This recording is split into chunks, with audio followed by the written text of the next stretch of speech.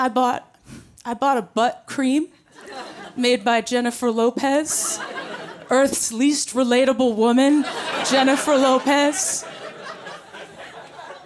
Just watched her be hot my entire life. And I think a butt cream is gonna bring us closer together somehow. Jennifer Lopez butt cream is a one-way street. It's not a two-way street. You use the butt cream and you think about Jennifer Lopez, but she doesn't think about you.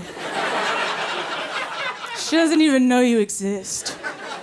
I don't need to have anything in common with Jennifer Lopez. It's fine. I like my normal life, and I'll say that until I believe it. I have had a variety of experiences that Jennifer Lopez will never have. You ever drink an old half-empty bottle of water that's all hot from being in the car? That's never happened to Jennifer Lopez. She'll never know the pleasures of an old, crinkly, hot one.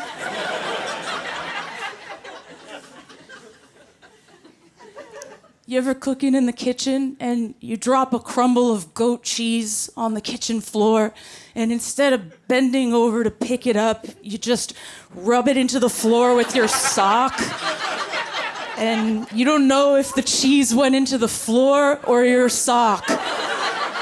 But all that matters is you can't see it anymore. So it's clean.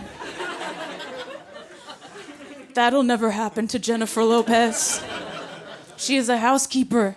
If she drops a crumble of goat cheese, a housekeeper comes out and says, "Jenny, no, I'll get it with my sock." And then she buffs it into the floor. She's like, "You rest. You work so hard." You ever do wash and fold laundry? You ever drop your laundry off at a place and you give them a big bag with all your stuff, and when you get it back, the bag is so small. And you're like, how do they do this? Is all my stuff gonna be here? And you take it home and you peel the layers and you get to the underwear, and sometimes there's someone else's panties with your panties, but they're like way nicer than your panties. And you're like, should I wear these? Should I try to rise to the level of this woman who respects and loves herself more? Maybe I should do it. It's a Saturday. That'll never happen to Jennifer Lopez. She'll never know a stranger's lace like I currently do. They've been married, this year it will be 50 years. 50 years. Yeah, right? It is incredible. Incredible. 50 years, because, on one hand, it's so sweet. It's so romantic. You want to spend that much of your life with one person. On the other hand, that's 50 years. 50 years. I'm still grappling, how much time. I'm trying to get a perspective. That amount of time, freaks me out. 50 years. I'm thinking about it a lot, because it's not so much the years. It's the days. Do you know what I mean? It's the days. Think about 50 years in days, dude. 18,000 days. No one's clapping for that, right? Why would you? It's too much time, dude. How much do you need to learn about one person? It's too much time. My parents know too much about each other. Every dumb little fact, it's my mom told me something recently. She was like, something about your father is if he ever falls asleep downstairs in the living room, that means he had a stressful day. But if he makes it all the way upstairs to the bedroom, that means he's relaxed. And he never told me that. I learned that on my own. Mom, you're sick. This is sick. You have to go outside. Is this marriage? Is this marriage? Is that all it is? You just sit around and stare at each other all day and just observe either every dumb, boring habit. You're just like AI collecting useless data. You just watch them fall asleep. Yeah, typical. Go to sleep, bitch. Go to sleep. Typical. Yeah, real sleepy guy, aren't you? You know what I mean? Is that love? I don't understand it. 50 years. I do look up to them because it's like they must have done something right. So when they talk about their marriage, I really try to pay attention. And I have learned from them that no matter how long it's been with the same person, the marriage does evolve over time. Because my mom said, she's like, even though I've been with your father for nearly half my life, every day I learn something new about him that I don't like. And she's just like, 18,000 days. She's like marking the wall like a 18,000 days. Every day. And I was like, fuck, dude. The fuck? I have decided something that I think I would be good at is picking our 2028 presidential candidate. Thank you. And I keep hearing like good ideas. You know, people are like, Pete Buttigieg. And it's like, Pete Buttigieg has found his calling going on Fox News and arguing with women that don't know how to blend their foundation down. Leave him there. Also, Pete is qualified, so that's not gonna work for us. We gotta fight fire with fire. They got somebody unqualified, we need somebody unqualified. They got a TV star, we need a TV star. They got someone that says crazy shit, we need someone that says crazy shit. And that's why the only answer for 2028 presidential candidate is Charles Barkley. Yes. Sitting there 2 days a week on TNT, the greatest orator of our time, spitting straight fire with his big old vice principal booty. Yeah, we need a big booty vice principal president. A black Southern Democrat? You're welcome, Chuck Schumer. I did your fucking job for you. Right there. What is a voting bloc we need back? White men. What do white men love? 90s NBA. Oh my God, I mention it. Tiny little boners all over the crowd. Before the three-pointer ruled the game and you couldn't accrue generational wealth in black neighborhood, that's what we need. Have you ever heard Charles Barkley like speak at length about something? He's incredible. I once saw him give a speech at a nightclub. First of all, incredible outreach, okay? He went up, he took the microphone from the DJ and said, "Dear LGBTQ plus and trans people." And I was like, already off to an incredible start. He threw people on the end of that? He goes, if anybody ever gives you any shit, you tell them Charles Barkley will fuck them up.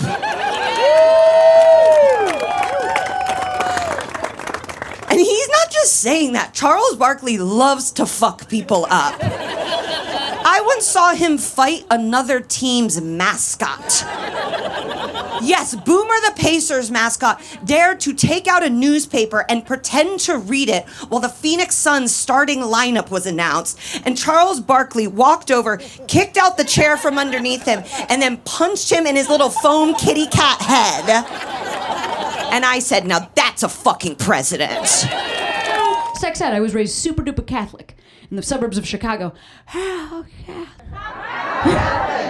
I was raised so Catholic we played like Catholic games. What kinds of games? Mass. Oh yeah, how do you play mass? You get a box of better cheddars or a thinly sliced banana. You're gonna distribute those, you're gonna use them as the Eucharist and just go ahead and pass that out to your stuffed animals, and that is mass. But if you're gonna use the banana, may I recommend leaving it out for a bit and letting it brown up so that the banana can more naturally match the skin tone of real Jesus. Just a slight murmuring of laughter when you all should be losing your minds. What's happening? Is this a white Jesus crowd? What's up? Y'all are just like, wait, who am I thinking of? He has like a blonde hair and like a blonde, like long beard. Chris Hemsworth. You're thinking of Chris Hemsworth. And Jesus had a smaller hammer. and was Middle Eastern, so a different guy. We played Mass, we played Birth of Christ. How you play Birth of Christ? Your sister is Mary, you were Joseph. So there were some signs, and your sister's gonna deliver a Cabbage Patch into a brown piece of Tupperware with a yellow pom-pom in it. Birth of Christ. Third game, most complicated game, Jesus, Moses. Here's how you play. It's Chicago. It's the winter. There's snow on the ground. The snow has melted, then it has refrozen, so it has that ice crust on top. You're walking to school, you're gonna walk across the ice crust between the driveways. If you make it all the way from one driveway to the next without falling through the ice crust, Jesus. But if you fall through, Moses. Which is a misunderstanding of Moses' relationship to water. He didn't so much fall through as shove it off to the sides with his mind, but Catholics don't read the Bible. I've taken the 23andMe test. You guys know what I'm talking about, the DNA test. You know the one you send a little cum to the government. They put you in a database and connect you to a crime in the future. That's how it works.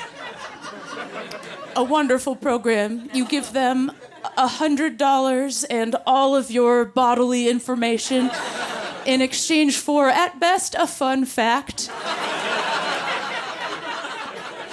And you do hope that fact is fun because you have sacrificed something so personal. I sent them my sample, and it takes 8 weeks, and I was really hoping for a fun fact. I know friends who have gotten those fun facts, and they never hesitate to tell you. You meet them at a party or whatever, and they're like, look at my pie chart. I've got little slivers from everywhere. Turns out I'm 1% Cherokee, I'm 0.5% Samoan. My dad is Pitbull. And you're like, no way, Mr. Worldwide is your dad? That's huge if true.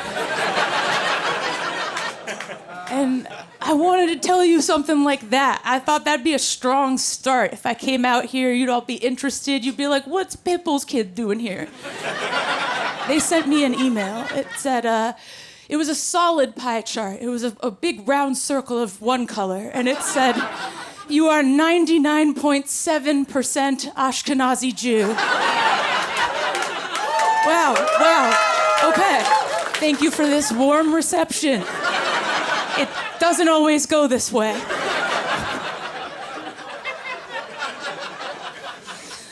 It is a lot.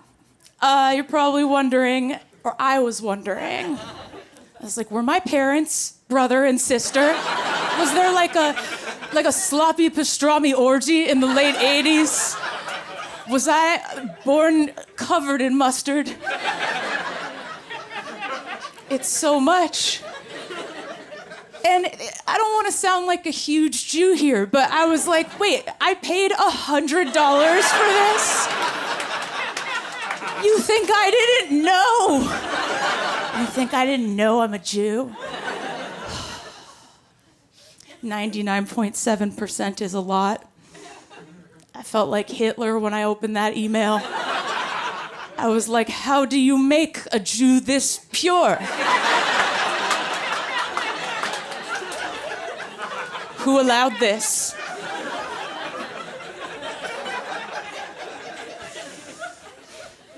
They left out 0.3%. They left out 0.3%, and I thought maybe that's the fun fact. But they circled all of Eastern Europe, and they said, you are 0.3% other. And you know it's more Jew. It has to be. So round up and give me the hundo. That would be a fun fact. That's something I could work with.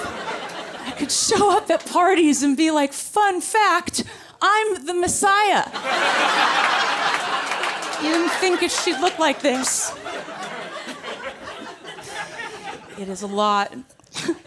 So I am in therapy, and it's good, but I'll take all the help I can get, you know? Like, I came here today straight from the Women's Community Center. I was at Sephora, and that's an important place. That's an important place for working women in New York City to be themselves. I like to go at dusk. I like to go after work, before the night. I go to Sephora, and they're always playing crazy music in there. They're always playing a song that goes like, oh, she's sweet but a psycho, a little bit psycho. At night she's screaming, na na na na na na na. And everywhere you look, women around you just turn into werewolves. People act feral in there. I saw a lady take a full can of dry shampoo off the shelf and just go like,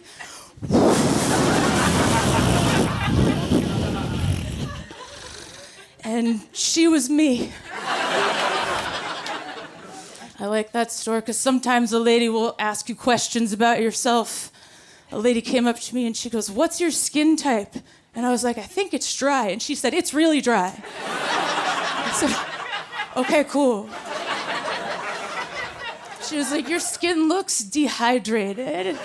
She said, what do you think is causing that? And I said, my mother. And she was like, are you using a serum? She's like, you should use this serum. It's called Hailey Bieber's Shimmer Jizz for Dull Women. You should get the kind for the dull, dry, and dreadful woman. I don't know much about Hailey Bieber, but I hope she has a great summer. So I bought this stuff. I bought this little tube. I bought a few things. I bought a butt cream made by Jennifer Lopez. Earth's least relatable woman, Jennifer Lopez. Just watched her be hot my entire life. And I think a butt cream is gonna bring us closer together somehow. Jennifer Lopez butt cream is a one-way street. It's not a two-way street. You use the butt cream and you think about Jennifer Lopez, but she doesn't think about you. She doesn't even know you exist. I don't need to have anything in common with Jennifer Lopez. It's fine. I like my normal life. And I'll say that until I believe it. I have had a variety of experiences that Jennifer Lopez will never have. You ever drink an old half-empty bottle of water that's all hot from being in the car? That's never happened to Jennifer Lopez. She'll never know the pleasures of an old, crinkly hot one.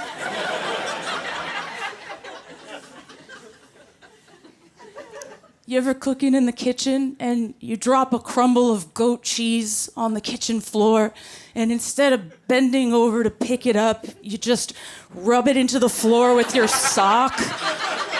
And you don't know if the cheese went into the floor or your sock. But all that matters is you can't see it anymore. So it's clean. That'll never happen to Jennifer Lopez. She is a housekeeper. If she drops a crumble of goat cheese, a housekeeper comes out and says, Jenny, no, I'll get it with my sock. And then she buffs it into the floor. She's like, you rest. You work so hard. You ever do wash and fold laundry? You ever drop your laundry off at a place and you give them a big bag with all your stuff, and when you get it back, the bag is so small. And you're like, how do they do this? Is all my stuff gonna be here? And you take it home and you peel the layers and you get to the underwear, and sometimes there's someone else's panties with your panties, but they're like way nicer than your panties. And you're like, should I wear these? Should I try to rise to the level of this woman who respects and loves herself more? Maybe I should do it. It's a Saturday. That'll never happen to Jennifer Lopez. She'll never know a stranger's lace like I currently do.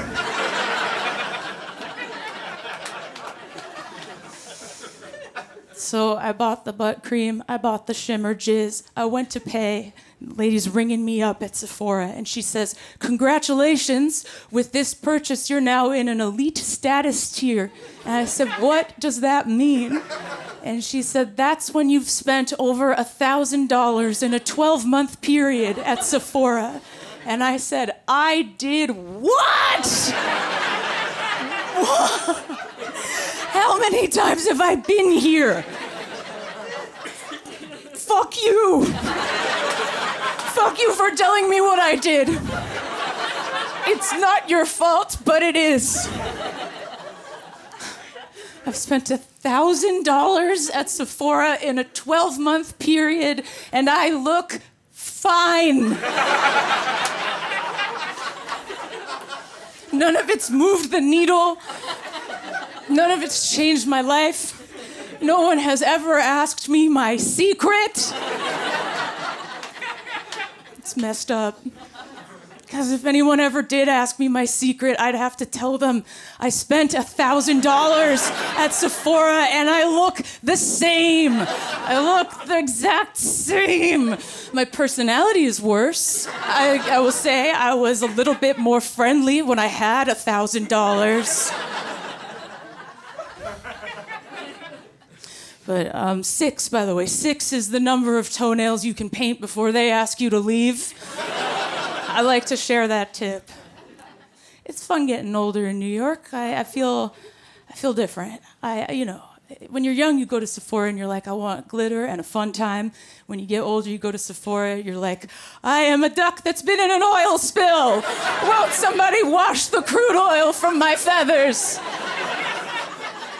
It's fun, it's different. I used to get catcalled walking around New York. I would get catcalled by random guys. They'd be like, "Hey, baby!" And I'd be like, "You stop that." And it just stopped. I didn't know it would stop. It stops. I don't get catcalled anymore. I get heckled. Very different vibe. I'll be walking around doing errands, and random people will roast me like I have never been roasted before. Because it's New York. These are the best street hecklers on earth. I'll tell you what happened. I was leaving the Whole Foods on Houston, 10 o'clock at night. I shut it down. I had 2 bags of stuff. I'm walking out the door, but I'm in my head. I'm thinking about something weird I said 5 years ago. And the door's open. I hit the street, and a guy just locked eyes with me and said, "I'm sick of you nervous-looking white hoes." And I still get goosebumps thinking about it. The accuracy, the speed. I can't believe how fast he had that for me. I hadn't even taken a deep breath outside yet, and he gave me a whole new way to describe myself. It's just an amazing... You ever see your reflection in a stranger's words? What a miracle to live here. Because that is exactly what I am. I am a nervous-looking white hoe. And I'm sick of me, too. And I think that guy should be the mayor. Wonderful place we live. I'm no longer single. I'm with man. Oh wow, thank you. Yeah, I have a man. I got a man. I did. I got a man. And that's very nice when people clap for that. I don't know. That's always the reaction. Everyone's like applauding and cheering. And it's like one time at a show, a girl came up to me and she called me an inspiration. Right? Just for getting a boyfriend. That's how hard it is in the streets, right? Just to get a boyfriend. And I felt like I inspired her. I felt like I won an Oscar. You know? I was just like, to all the girls at home watching, if you two just dream it to be true, one day an okay guy will text you back. Just keep dreaming, ladies. like, but I did it. I don't know. I did it. I got a man. I'm shocked. I got one.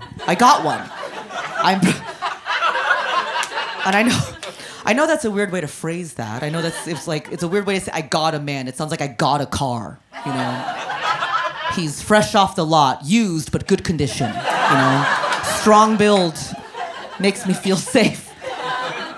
It's true though, he makes me feel safe. It's you know, as a woman, there's something very comforting when you have a man you trust walk you down the street at night. It feels very nice. And when he walks me down the street, I know he's protecting me. I know it, but I ask myself, what is he protecting me from? Other men. So what is this scam you guys are running against us? This is the longest running scam in human history, okay?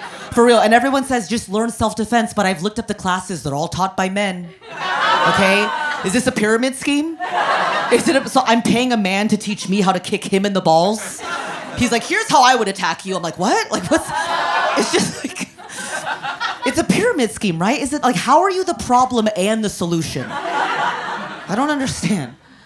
But it is, I guess, it is true what they say, right, ladies? The only way to stop a bad guy with a dick is a good guy with a dick. There you go, yes! So we gotta stay strapped in these streets. Find that safe dong. You'll find... Sorry I pointed at it. Sorry. But you're good for today. You know what I mean? I'm lucky. I'm lucky I met this man. He's a catch, you know, but I'm lucky I met him. I'm just not thrilled with the way we met. It's just Hinge. That's it. Dating app. That's our story. That's gonna be our story. I wanted something romantic, you know, but it's Hinge. There's nothing romantic about shopping online for a person. That's all these apps are. You're just shopping online for people, and there's filters for you on these apps, like Amazon Prime, very unsexy filters, just the stats, you know. It's like age, height, religion, politics, kids, you know. And the least romantic filter of them all is the distance.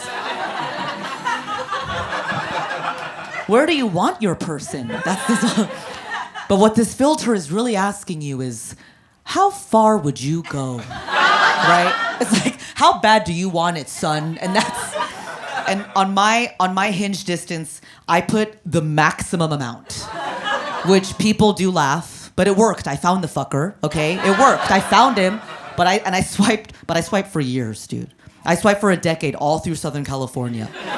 Like I fucked my way all the way to San Bernardino and back. Do you understand? I don't know why I did the and back, but I was looking for love. I was taking it seriously. But I thought it would be cute if I asked my man. I was like, honey, what did you put on your Hinge radius? How far were you willing to go to find me? But I forgot, you're never supposed to ask a question if you're not ready to hear the answer. Do you know what this fucker said to me? 5 miles. 5 miles. I was like, what am I, Uber Eats? Okay? You can't just open up your phone and be like, no, I'm in the mood for Asian. What's open near me? Like, yummy, like this is my life. 5 miles. I was livid, filled with rage. 5 miles. Can I ask a question? Did anyone here at this show travel more than 5 miles to come see me tonight? Yeah. You did? You did? You did? I will make love to each and every one of you, okay? To prove him a point, okay?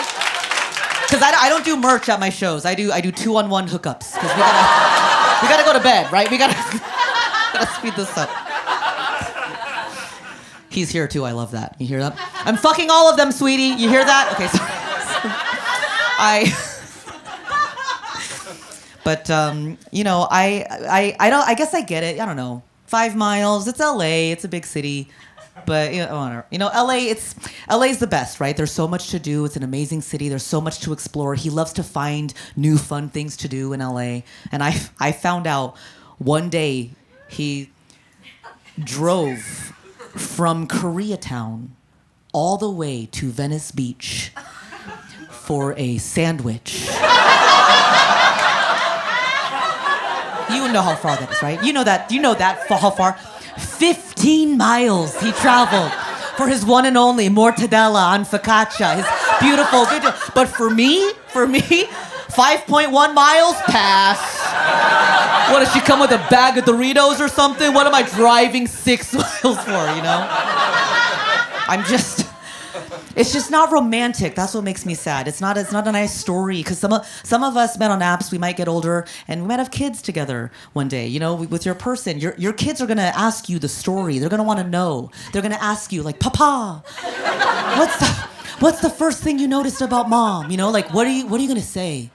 Like, well, she was conveniently located. Took my breath away. You know what I mean? It's not romantic. It's, you know, they're gonna ask you all these questions, like, what were you doing when you first saw her? What were you doing? What are you gonna say? Pooping? You were pooping. I was Chipotle was leaving your asshole, and you saw, I saw your mom on a hike, and you know, and I thought, yeah, for sure, why not? You know what I mean? That's your story. That's it. Okay. You know, I want it to work out, because he's like, he has a lot going for him. He's an amazing person. He's 6'2". He's Brazilian. Okay, back off, bitch. Back off. Okay. Remember, I fucked all the way to San Bernardino.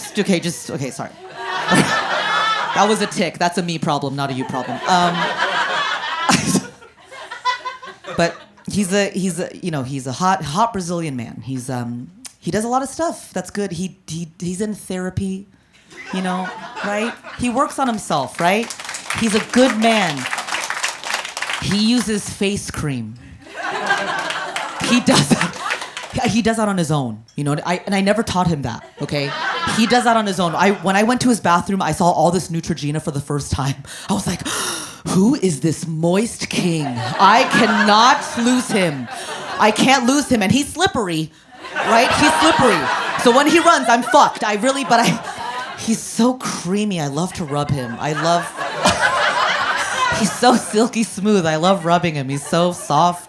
And I know how dramatic I sound when I talk about this, but I've dated plenty of men who didn't realize that lotion could go on your face. They had no idea, which I find very interesting, because I know you guys use lotion. You use a lot of lotion. You use a lot for one very special activity. You guys are using lotion, right? And you guys think we don't know? We know, okay? We see those bottles all over the house. All over the house. These Kirkland-ass bottles. All over the house. In every room. I'm like, the pantry? Jesus Christ, dude. In front of the Teddy Grahams? Like, really? It's just, I don't know. We know what's going down, because it's like, I'm no detective. I see the lotion's going down in those bottles, and your skin's still dry. Right? So riddle me that. And it's like, we all know what they look like, right? We've all seen them. They're so shiny. They glisten. They're so shiny, right? We know where the lotion's going. That's what I'm saying. It's just like, it's just like moderation when you're down there. Just next time you're down there, right? Just like spread some up. You know what I mean? Spread it up. And pat some under the under eye. Like pat with your here. Because you have extra. You always have extra. Just pat it here. You know? Pat. Okay? I don't know. But I love you guys. I want you all to succeed. If I could give you some advice, if you used more lotion here, you wouldn't have to use as much here. Do you understand? Do you hear the women clapping? That's data. That's science, okay? Yes, I am in an interracial marriage. I'm the white one. My husband is Filipino, and I'm Megan, so people are pretty confused when they see us. We definitely look like a couple that's in a car commercial that you're like, they wouldn't be together. Nope. I don't know what sort of tricks Volvo casting is up to. But those two just met for sure. And it's like, I think as society, we're like used to seeing interracial marriages, but like certain kinds, you know, like black man, white woman. Seen it! Asian man, white woman? Asian man, white woman? That's what I call a new twist on an old classic. The old reverse San Francisco.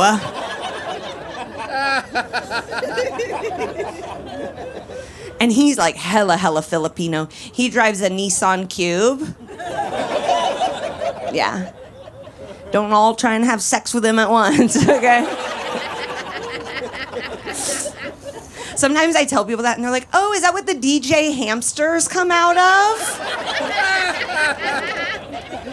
I'm like, that's a Kia Soul, you racist piece of shit.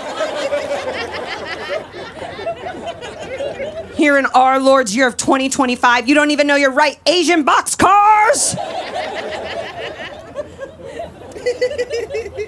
Okay, CJ wants me to tell a really bad joke that he wrote for this.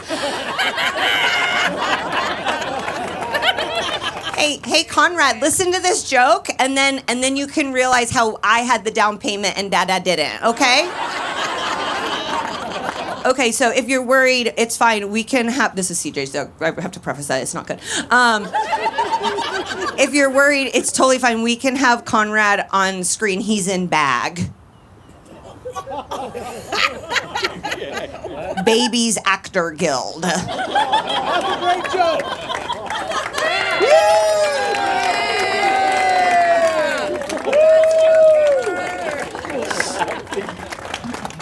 My sons were my parents' 5th and 6th grandchildren, but they were the first biracial ones, and you could tell my parents were excited. Ooh, they had 4 whiteys. They were like, get your cracker asses in the back. It's time to spice up this Christmas card.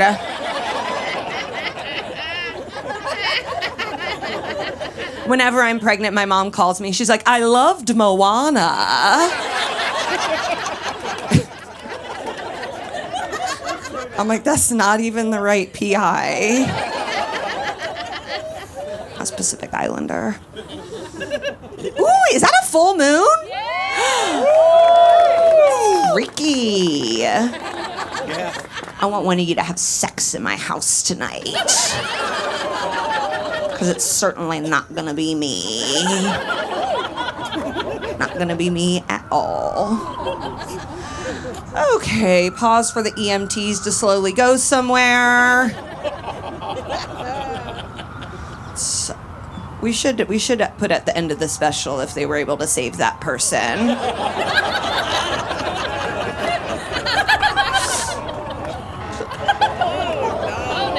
Oh no. Ooh, maybe they're coming up here. I love firemen. I love firemen so much. Every time I see them at the grocery store, I'm like, oh, okay. Oh, yeah, red peppers. They're doing good work. They're doing good work. Okay, no cops are going. Someone's gonna live. There's nothing more exciting to a white woman than being pregnant with a child that isn't white. That's why 100% of them are on TikTok. Oh my God, when I was pregnant with that one, I was out in these streets promising an Asian baby. I was like, this kid's gonna come out breakdancing. I'm about to give birth to Bruno Mars. And then I gave birth to Ewan McGregor. He came out so white, I was so upset. Everyone could tell I was sad, too. They were like, his color will come in. Like he's a fucking mood ring. Like, if I leave him in the sun long enough, he'll get into Cornell. I do feel bad for my husband for, like, fill-in-the-blank reasons. I was definitely hotter when we got together.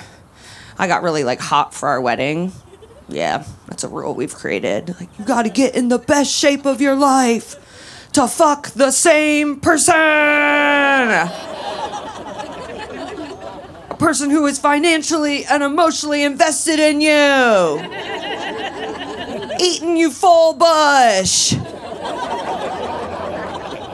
You must lose 17 pounds or else. It's like, why? Because my uncles are gonna be there?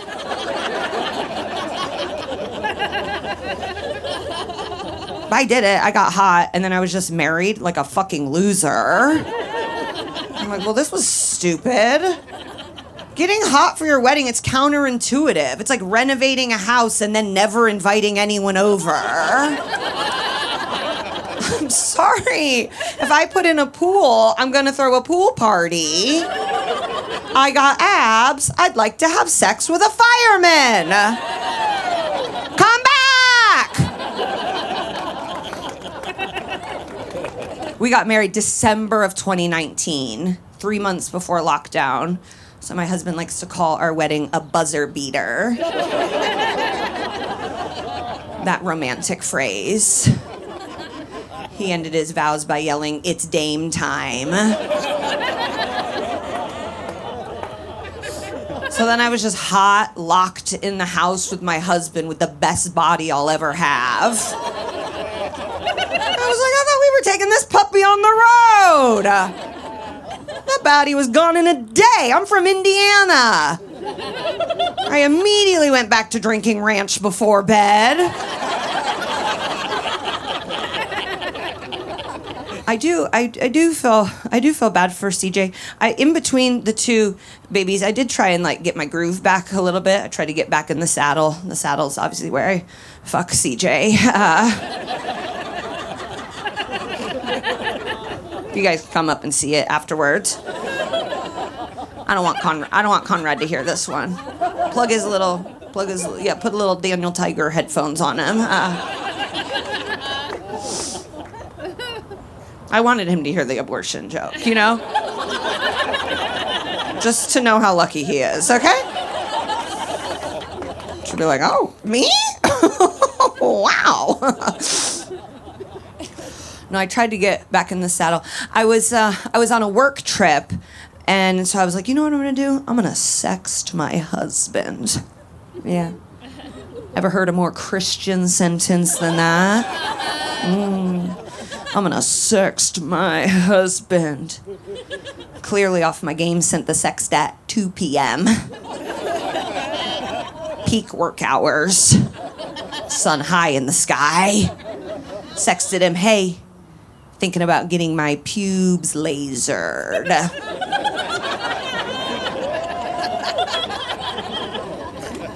Pretty good married sext.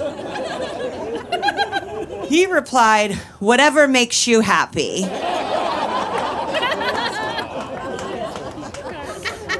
Classic husband response. Classic response from a husband who's clearly afraid of his wife. I could text him and be like, let's rob a bank. And he's like, will you be nice to me? Could we have a pleasant dinner? I did not find his response to be very supportive until I looked at my initial text, and what I'd actually sent was thinking about getting my pubes layered.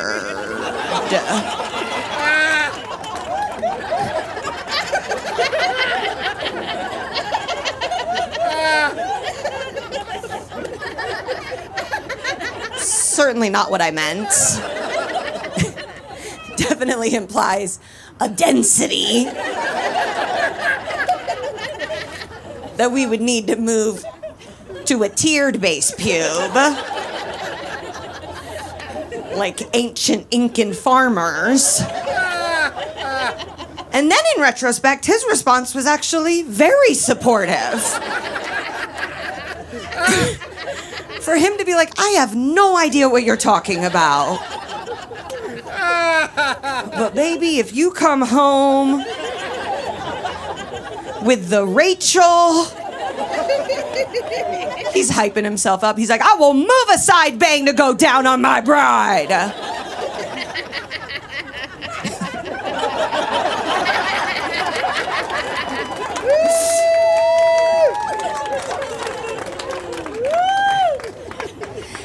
I love he's listening to this joke in our son's room. Yeah, these are my son's bedtime stories. He goes, the baby come out of your vagina? And I said, that's right, dog. You did too. You did too. Y'all came out of the vaginas.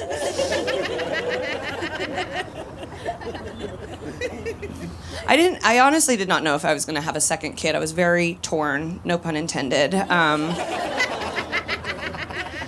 And so I just started like asking random people. Like I was getting a tarot card reading in a bus. Yeah, you're not the only ones that get freaky. I was like, should I have a second kid? She was like, that's not what this is for. This is like, what should I wear this summer? You know? I'm like, what should I do with my uterus? So then I just started like asking random people. I was just asking totally random people that I saw have like a ton of kids. I was like, should I have a second kid? And everyone I asked said yes. And I was like, well, that can't be right. Like, and then I realized I was only asking rich people. Can't do that. Can't ask rich people advice on anything, especially child rearing. You know, you'll ask a rich person like, should I have another kid? They're like, do it! We have 6, we love it. We haven't met the last 2, but Lupita says they're good. You know, they're not in the trenches. So I was like, I gotta find poor moms. Where do you find poor moms? Aldi. So now I've just been sitting outside Aldi, waiting for the most tired women I can find. Being like, should I have a second one? And they're like, kill the first one! Did he hear that? Has anyone potty trained? We potty trained. They're like, you can't have 2 in diapers. It'll be awful. It's like, it's gonna be awful no matter what. So we did it. We did the oh crap method. You did oh crap? Is that bitch here?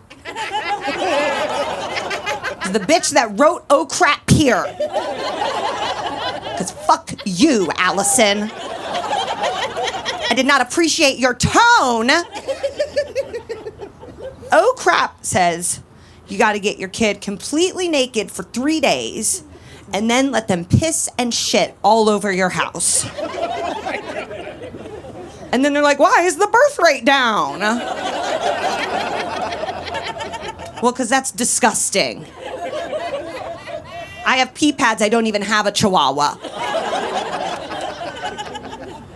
You did it. You did. That's what you do. That's what science says. So you get them naked and you let them pee everywhere. That's why there's no real hardwood in anything anymore.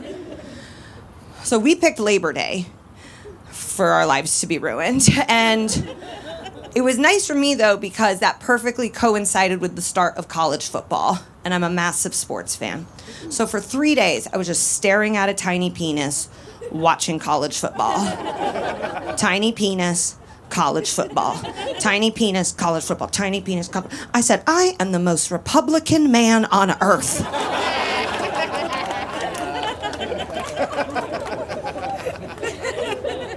I call potty training Ted Cruz. I said, we're cruising this weekend. And by tiny, I mean like proportionate to his body. I don't want that to like be a thing. I don't want to like I'm not gonna be like it's huge, you know, but it's like right. It's like the right. It's like as big as it's supposed to be. No, don't bring him up.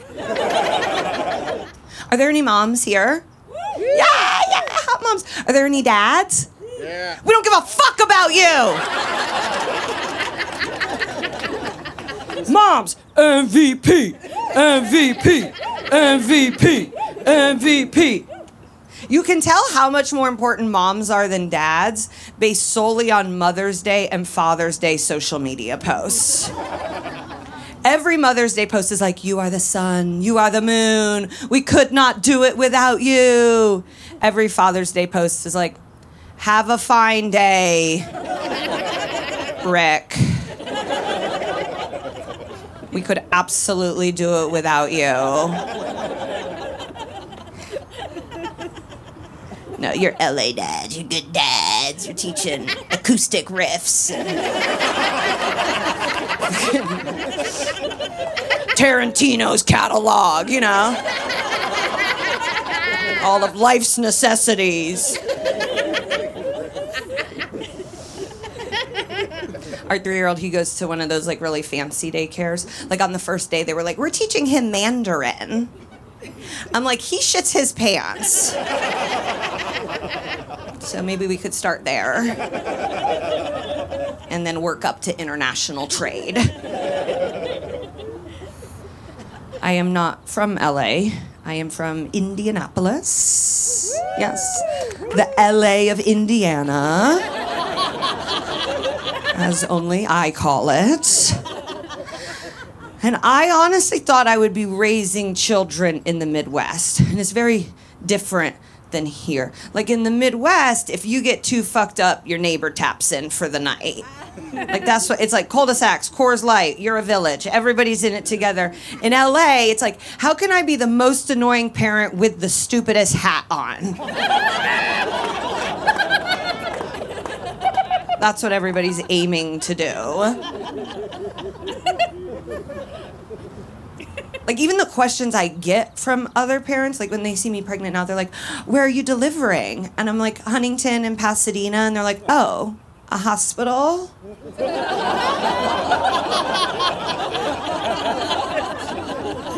They're like, I delivered at home. And I'm like, oh, you should be in jail. What? That's insane. Why did you do that? Were you on house arrest? Are you being punished? It's always like the crunchiest people, too. People that you're like, I wouldn't even use a spoon at your house. Let alone have a medical procedure done. I'm like, do you own? They're like, we rent. I'm like, ah! Did they burn it down after? They're like, yeah, we just popped a used tub that a bunch of other people have had their fluids in, right in the living room. Disgusting sickos. And then they'll be like, well, did you at least have a natural birth? They love to ask that. Did you have a natural birth? I'm like, yeah. Natural in the sense I ripped front to back. Hoo.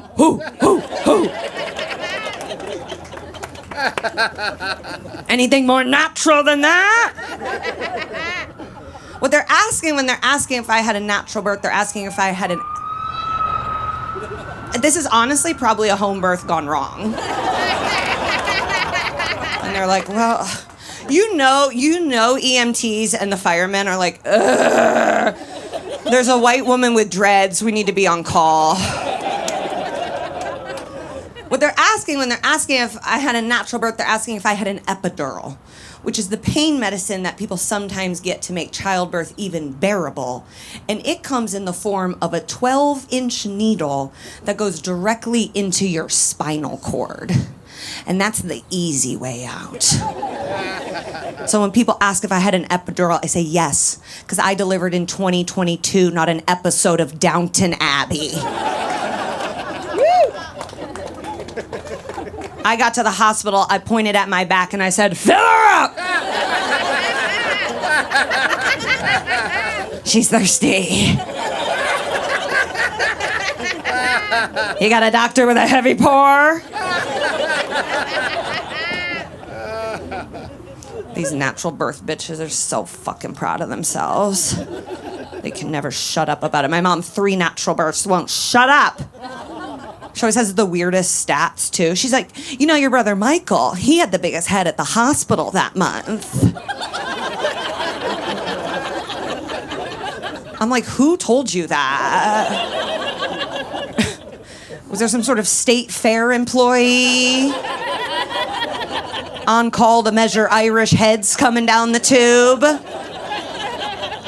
Not too long ago, I was in Oklahoma City doing stand-up. God, I was so good. I just did a great job. And then the next day, I was packing up to leave, and I had packed all of my bags. And then I just had one thing left to do. I just had to unplug my phone charger. And then I was on my way, so I leaned over to unplug my phone charger. And as I leaned over, I totally blew out my left knee. Leaning! So I'm 36. Leaning is dangerous. And I think I'm gonna get older. Like, maybe, hopefully. So what is gonna come up in the future? Like, I'm reaching for cereal, both my arms fall off. What's gonna happen to me? Now, I immediately knew that I had blown out my left knee because I had had 2 surgeries on my right knee for the same issue, but I thought I just had one good knee and one bad knee.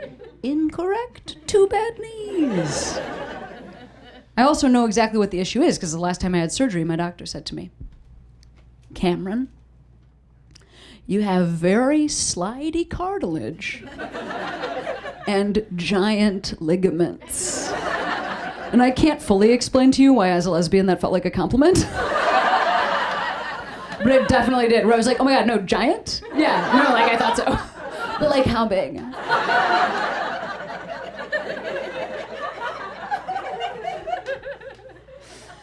Now, it just so happened on this particular day that the moment I blew out my knee was also the moment I knew I needed to shit. It happens to all of us every morning. It's just that on this particular morning, it was at once. Just like, ooh, that. Now, if you are at all recognizable, if you've been on television, I have. If you have an IMDb page, I do. You cannot call an ambulance, which I knew I was going to need to do, when you have shat your pants for a reason unrelated to why you called the ambulance. Oh my God, thank you so much for coming. I have hurt my knee.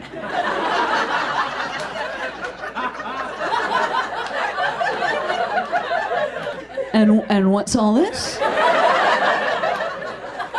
That's just a whole other thing.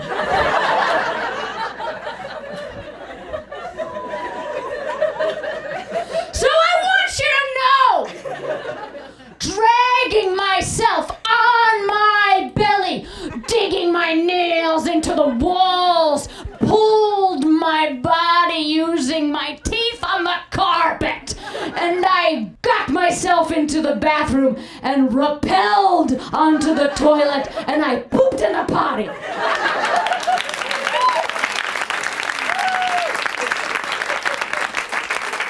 Honestly, thank you. Thank you so much. I somehow got myself back out and into the room where there was a phone, and I called the front desk. Like, I need an ambulance. So then they sent up a manager with like their own key, let themselves in. Here's what they see. Just fully packed bags. No visible sign of injury. No blood. Nothing amiss. Just clean room. An adult woman standing alone in the center of it on one leg, sobbing.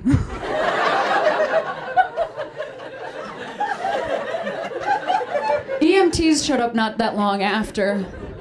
Here's the thing, I'm a visibly queer person. This is a red state. You know, when you're a visibly queer person, I need these people to take care of me. I don't know anybody else there. I'm alone.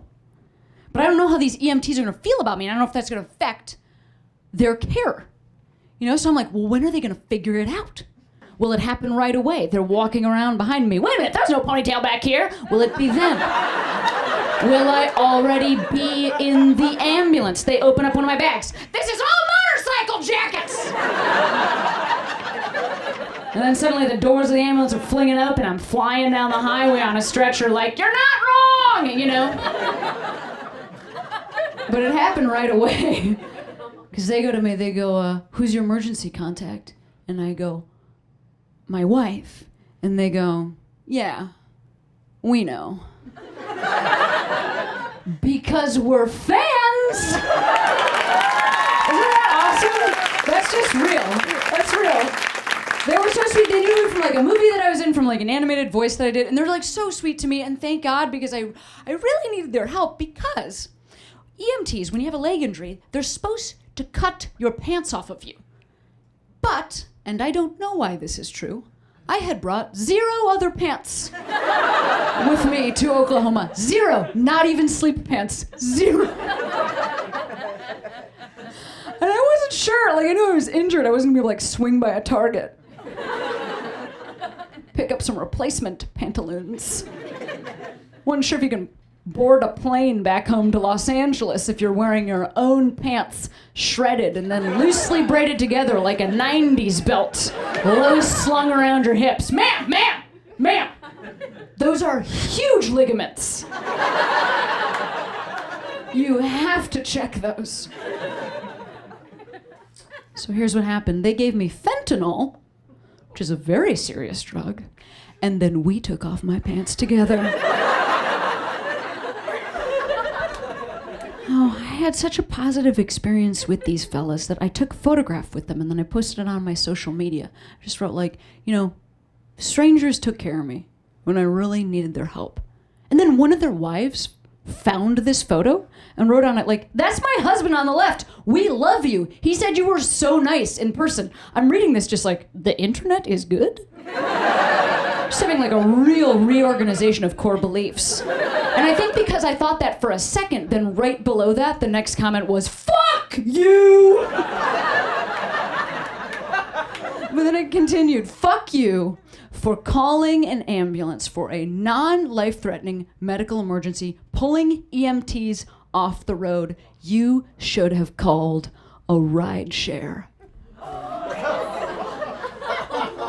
Now, I will admit, when I saw that comment on my Insta, I did go into what Cesar Millan would call a bit of a red zone.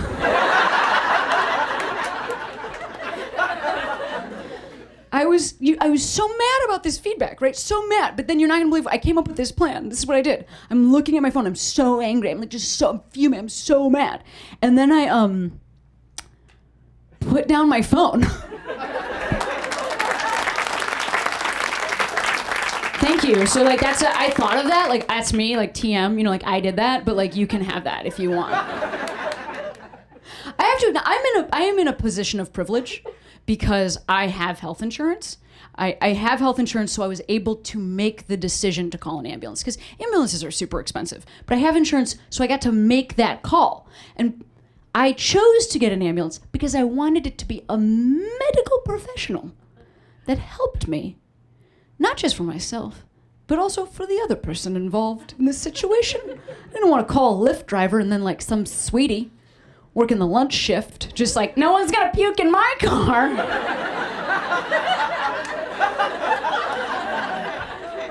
Pulls up to get me. I'm like, "Oh, actually, can you give me a quick ring? Hey, hi. I've left your name at the front desk. You're gonna have to stop there and pick up a key, and then you're gonna head to the elevator where you will take it to the 9th floor. I'm in room 920. Let yourself in. I'll be surrounded by bags. Put those all over your body. And then you're gonna throw me over your shoulder. I will be sobbing, but I haven't shat my pants. And then you'll carry me to the elevator, carry me down, put me in your car, rush me to the hospital. If you do all that, I'll give you 5 stars.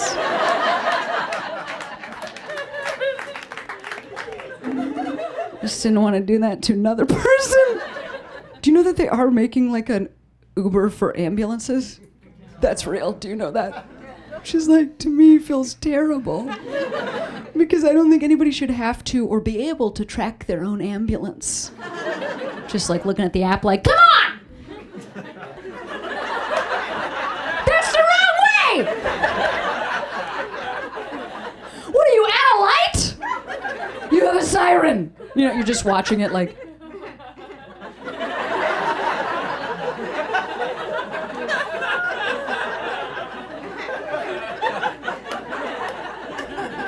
That's my favorite part is when the car just spins 180 degrees on the central axis.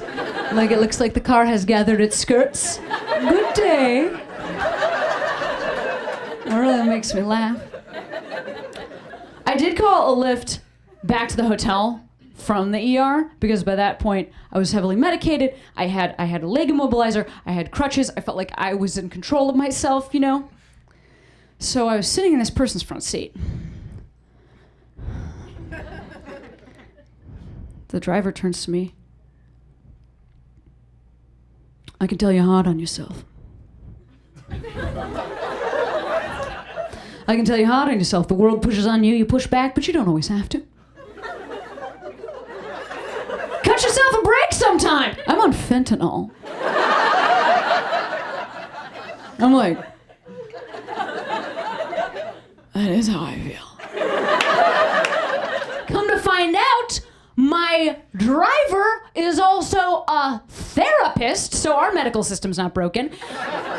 First, I felt sad that they had to have 2 jobs, just to make ends meet. But then I was like, no, wait, hang on a second. Straight up, that is a service Lyft should provide. Are you kidding? Would pay, like a little extra. You get like a quick sesh en route, absolutely. I even know the name, Uplift. Are you kidding? It's so fucking good. I'm a as this person. Put me in the White House.